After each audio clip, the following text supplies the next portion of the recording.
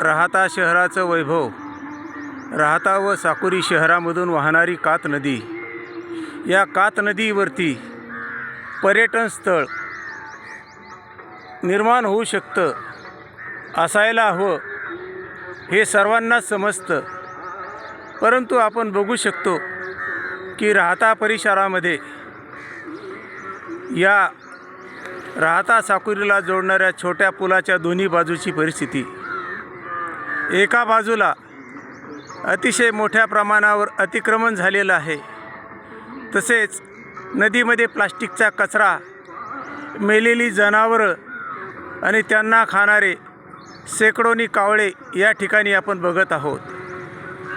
भर लोकवस्तीमध्ये राहाता शहरामध्ये जर अशी परिस्थिती असेल तर याबाबत प्रशासनाने निश्चितच विचार केला पाहिजे. प्रशासन म्हणजे नक्की असतं तरी काय? लोकप्रतिनिधी, शासकीय अधिकारी, जबाबदार व्यक्ती यांचंच मिळून प्रशासन असतं आणि त्या प्रशासनाचा मालक असते जनता. परंतु ही या जनता या देशातली झोपलेली आहे.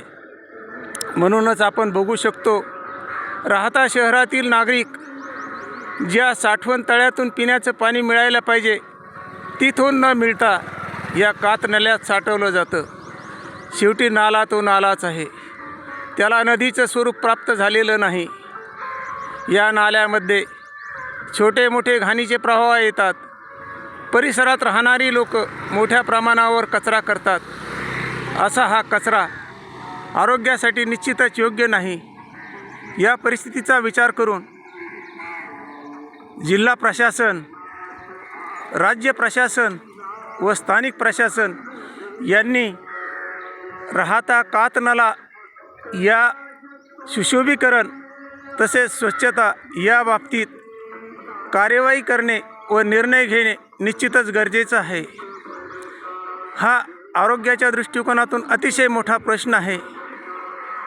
प्रत्येक समाज, प्रत्येक अधिकारी, या व्यवस्थेतील जबाबदार व्यक्ती फक्त चमडी बचाव धोरण करत आहे.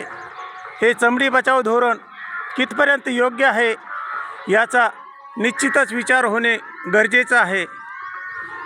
प्रत्येकाने आपलं कर्तव्य 100% केलं तरच ह्या राष्ट्राचा विकास होऊ शकतो. जय हिंद, जय महाराष्ट्र.